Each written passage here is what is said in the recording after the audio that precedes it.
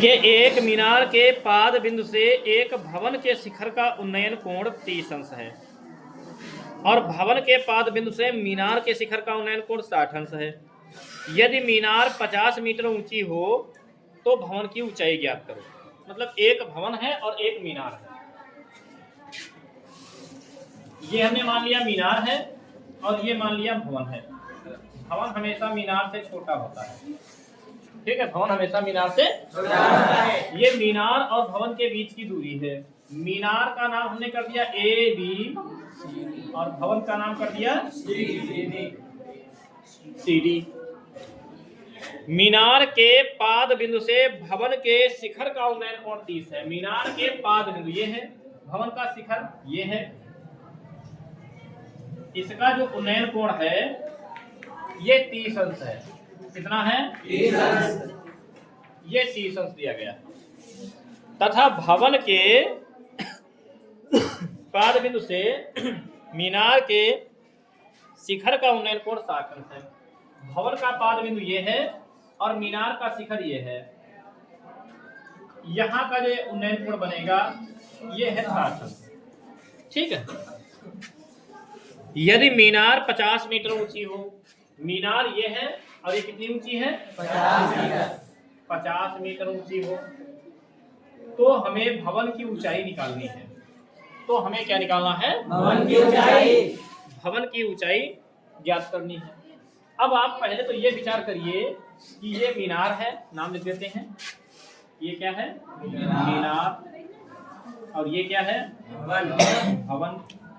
मीनार के पाद बिंदु से भवन के शिखर का उन्नयन कोण 30 अंश है। Yes sir.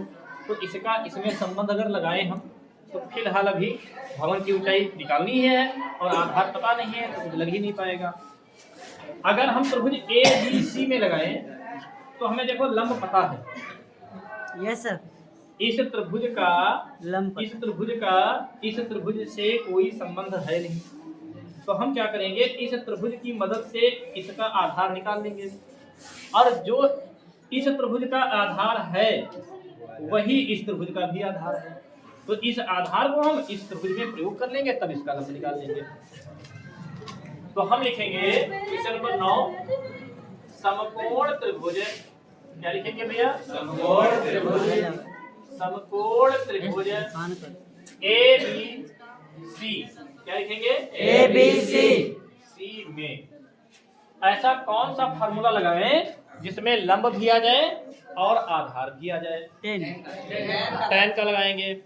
तो tan का फार्मूला जब लगाएंगे तो tan थीटा बराबर क्या लिखेंगे? लंब बटे आधार। अच्छा, tan थीटा जिस त्रिभुज में हम लगा रहे हैं ए बी सी में, ए बी सी, इसमें जो थीटा बन रहा है 60 अंश का। आप कहेंगे सर जी 30 भी तो बन रहा है। तो 30 तो आधा बन रहा है, वो इस त्रिभुज में बन रहा है। ठीक है। तो tan 60 बराबर लंब कहेंगे सर जी ये भी तो है लंब, ये नहीं है। हम त्रिभुज ए बी सी में लगा रहे हैं। तो लंब कितना होगा? A B.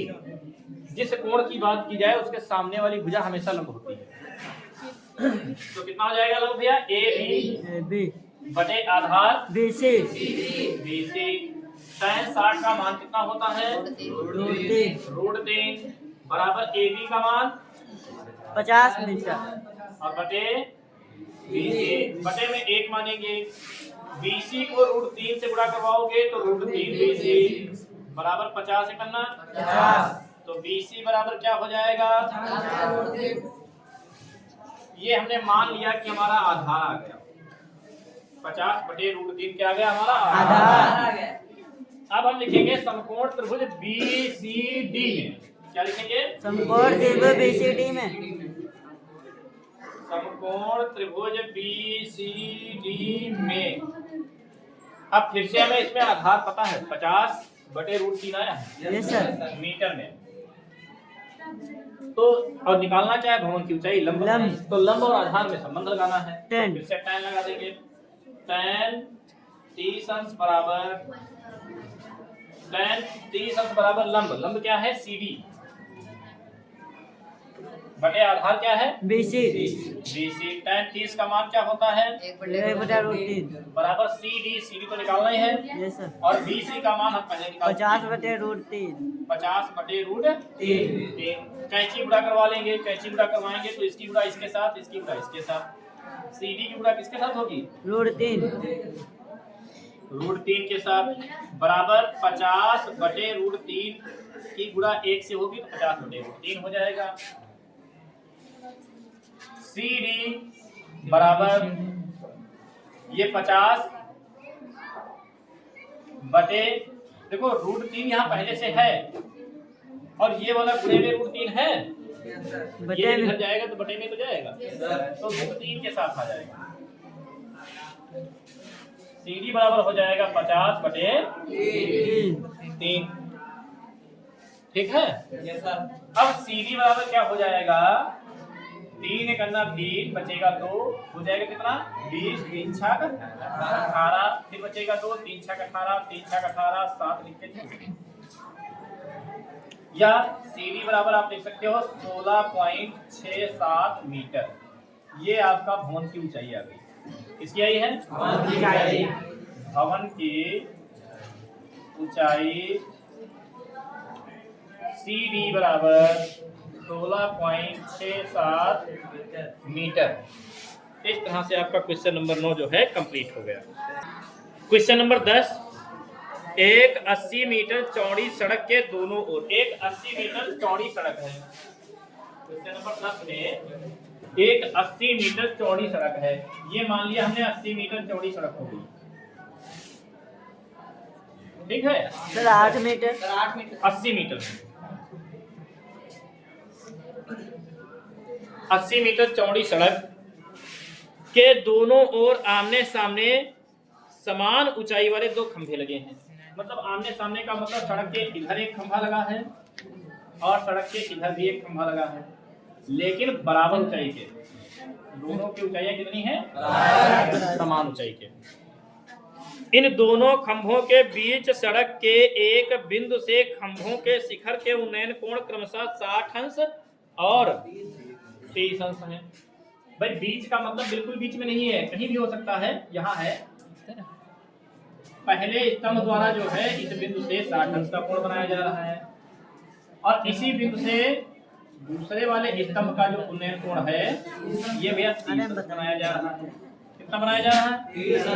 नामकरण करेंगे। पहले स्तंभ को मान लेंगे A, B, इसको मान लेंगे C, इसको मान लेंगे D, इसको मान लेंगे E। पहला स्तंभ AB, दूसरा ED, ED।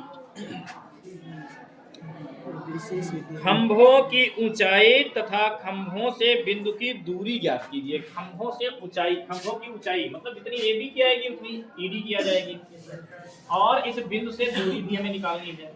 हम मान लेते हैं कि ये बिंदु जो है पहले वाले खंभे से x मीटर दूरी पर है। ठीक है नहीं? ठीक है यस सर। ये बिंदु जो माना है हम 40 नहीं मान सकते, बिल्कुल बीच में नहीं है। अगर बिल्कुल बीच में होता तो कोण भी तो बराबर बनता। Yes sir. जब बराबर ऊंचाई के स्तंभ है और बिल्कुल बीच में बिंदु मान लें तो कोण भी बराबर बनेंगे। कोण बराबर बन नहीं रहे, इसलिए दो बिंदु बिल्कुल बीच में नहीं है। तो इधर की दूरी हमने x मान ली। अब कोई ज्ञानी बालक खड़ा हो और बताए फिर इधर की दूरी क्या बचेगी? 80 माइनस कोई x। बता सकता है? 80 माइनस x। 80 minus x। क्यों? क्योंकि टोटल डिस्टेंस जो है 80 मीटर है। टोटल दूरी 80 मीटर है। हमने इतनी दूरी x निकाल ली इसमें से और निकालने को घटाना कहते हैं। तो 80 जो था अब 80 में से x माइनस हो जाएगा। ये उधर वाली दूरी इतनी बचेगी। ठीक है, अब हम शुरू करते हैं। सबसे पहले लगाएंगे समकोण त्रिभुज ABC में। इसमें किसी में भी लगा दो, कोई फर्क नहीं पड़ता। CBA को समकोण त्रिभुज, समकोण त्रिभुज ABC। CBA लिख दो, एक ही चीज है। CBA बीच में 90 अंश आना चाहिए। ठीक है, हमें लगाना है लंब और आधार में संबंध। tan लगाएंगे। tan थीटा बराबर क्या होता है? लंब बटे आधार। tan थीटा कितना रखेंगे 60 अंश, क्योंकि ये त्रिभुज में लगा रहे हैं। लंब कितना है AB, आधार कितना है BC, tan 60 का मान बराबर AB, तो AB ही रहेगा, पता नहीं है। BC को क्या लिख सकते हैं x, ठीक है।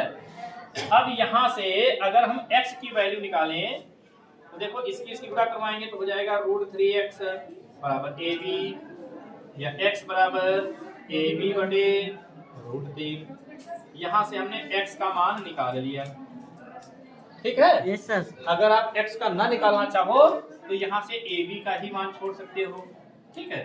तो AB बराबर क्या हो जाएगा √3x, सही है, तो ये हो गया। इसको आप समीकरण 1 मान सकते हो। अब लगाएंगे समकोण त्रिभुज CDE में, इसमें CDE में तो लिखेंगे समकोण त्रिभुज CDE में, फिर से tan थीटा लगाएंगे। क्यों tan लगाएंगे, क्योंकि हमें लंब और आधार में संबंध निकालना है। तो tan थीटा बराबर होता है लंब बटे आधार। थीटा कितना दिया है 30, तो लिखेंगे tan 30 बराबर लंब का नाम क्या है DE बटे आधार का नाम क्या है CD। tan 30 का मान 1/√3 बराबर DE, तो DE ही रहेगा। लेकिन अगर हम चाहें, चलो DE रखते हैं अभी पहले, DE बटे CD को क्या लिख सकते हैं CD 80 माइनस x, क्या लिख सकते हैं 80 माइनस x। तिरछी गुणा करवाएंगे, ये हो जाएगा भैया DE√3, मतलब √3 DE बराबर 80 करना 80 माइनस x करना x। समीकरण 1 से AB का मान, अच्छा हाँ इसी और है, आपको पता है हम यहाँ पर √3 AB भी लिख सकते हैं बराबर 80 माइनस x। तो क्यों, क्योंकि बराबर है, AB और DE दोनों बराबर हैं। आगे आप लिख दीजिए चूंकि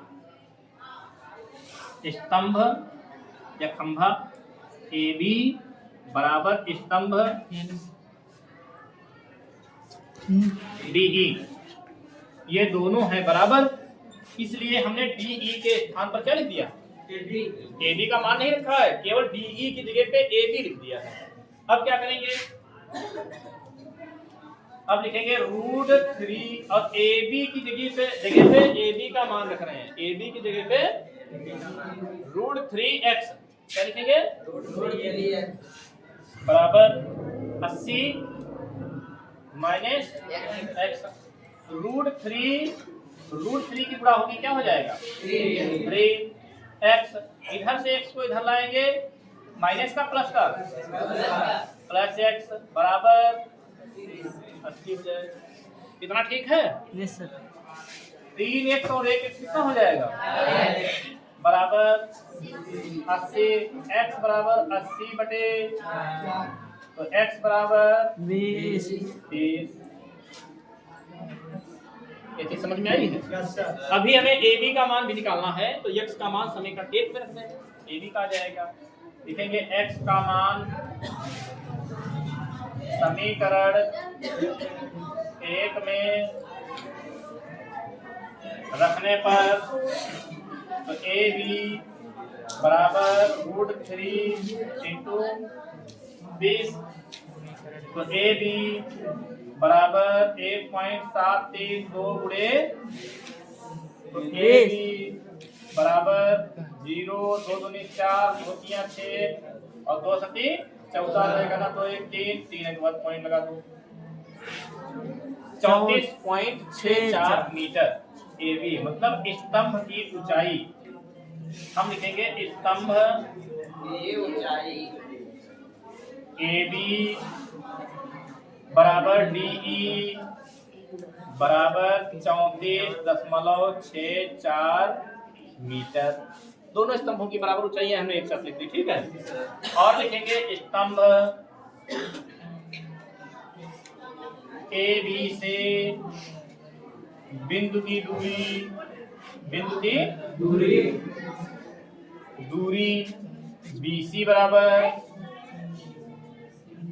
x माना था ना, और x बराबर आया 20, तो पहले वाले स्तंभ से 20 मीटर दूरी पर है।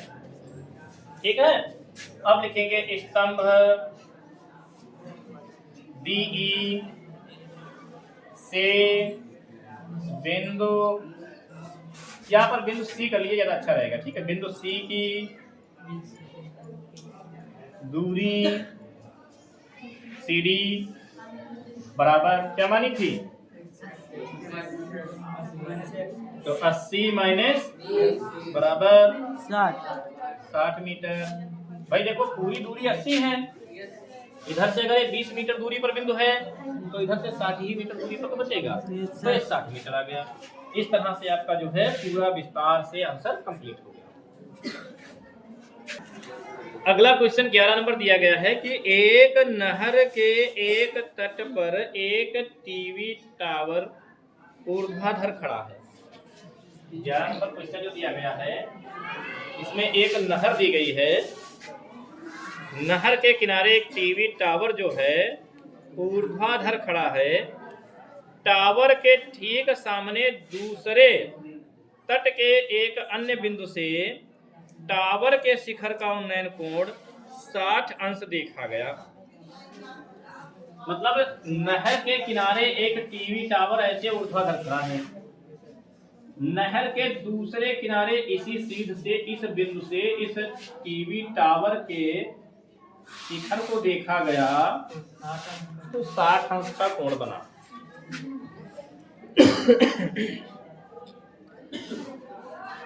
इसी तट पर इस बिंदु से 20 मीटर दूर और इसी बिंदु को मीनार के पाद बिंदु से मिलाने वाली रेखा पर स्थित एक अन्य बिंदु से टीवी टावर के शिखर का उन्नयन कोण 30 अंश देखा गया। यहां से 20 मीटर पीछे हटकर इसी सीध में ये कितनी दूरी हो गई, 20 मीटर। जब यहां से इसी टीवी टावर के शिखर का उन्नयन कोण देखा गया तब बना 30 अंश। ठीक है, टावर की ऊंचाई और नहर की चौड़ाई दोनों ज्ञात करिए। मतलब हमें ये वाली नहर है इसकी चौड़ाई मालूम करनी है और ये टीवी टावर है इसकी ऊंचाई भी हमें पता करनी है। नामकरण करेंगे A B C और D। सबसे पहले लगाएंगे समकोण त्रिभुज BCD में। किसमें लगाएंगे, BCD में लिखेंगे समकोण त्रिभुज BCD में tan थीटा बराबर लंब बटे आधार। क्या हो जाएगा, लंब बटे आधार। थीटा इसमें कितना दिया गया है, 60 अंश। देखिए दिया कुछ नहीं है लेकिन कुछ इनमें रिलेशन निकलेगा, BC और CD में कुछ ना कुछ संबंध बनेगा। अभी देखते हैं। हाँ, थीटा दिया है 60 बराबर लंब का नाम क्या दिया है CD बटे आधार का नाम क्या दिया है BC। अब tan 60 का मान क्या होता है बराबर CD बटे में 1 मानो CD करना बराबर √3 BC। मतलब जो CD है ये BC के √3 गुने के बराबर है। BC को √3 से गुणा करवा दो CD के बराबर हो जाएगा। ये हमारा रिलेशन संबंध निकल के आया, समीकरण 1 मान को छोड़ देंगे। ठीक है, अब लगाएंगे। देखिए जैसे जैसे आप आगे बढ़ रहे हो वैसे वैसे थोड़े से कठिन क्वेश्चन भी मिल रहे हैं। अब हम लगाएंगे समकोण त्रिभुज ACD में।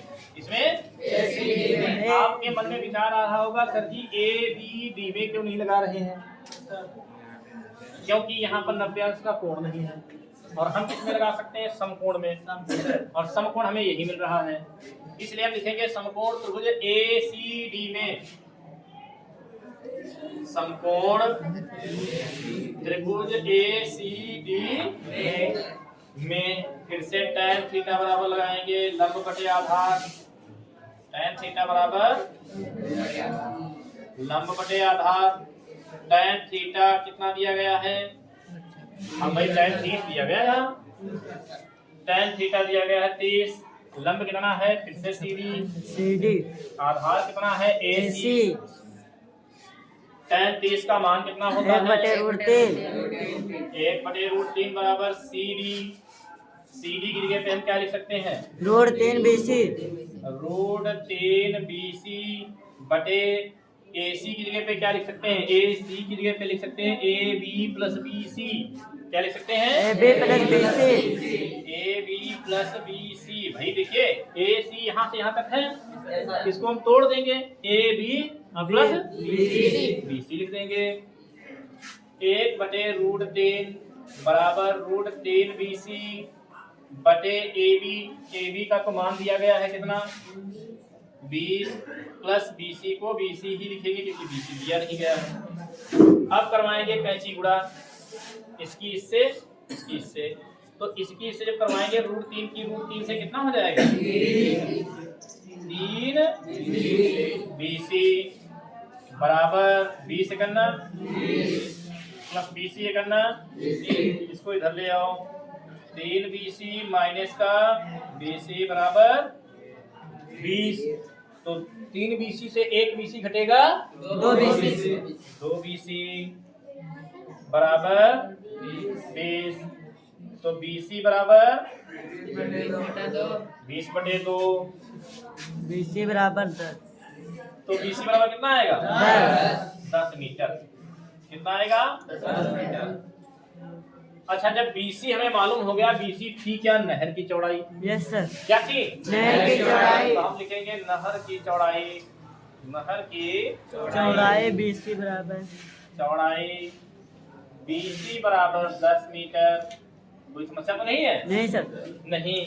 अब क्या करेंगे? BC का मान अगर हम समीकरण 1 में रख दें जी सर। तो CD का आ जाएगा। Yes, और sir. CD क्या है? टावर की ऊंचाई। तो हम लिखेंगे BC का मान, नहर में लगे टावर। BC का मान समीकरण 1 में रखने पर, BC का मान समीकरण 1 में रखने पर तो CD बराबर क्या हो जाएगा? √3 गुणे BC, और BC का मान क्या है? 10। तो CD बराबर हो जाएगा 10√3। 3। तो CD बराबर क्या हो जाएगा? 10 गुणे 1.732। तो CD बराबर क्या हो जाएगा? 17.32 मीटर। आप लोग कर लीजिएगा, आ जाएगा। ठीक है, CD बराबर आ जाएगा 17.32 मीटर। अब हम लिखेंगे PV टावर की ऊंचाई। क्या लिखेंगे? PV टावर की ऊंचाई। टावर की ऊंचाई CD बराबर 17.32 मीटर। ये PV टावर की ऊंचाई हो गई और आंसर हो गया। ठीक है।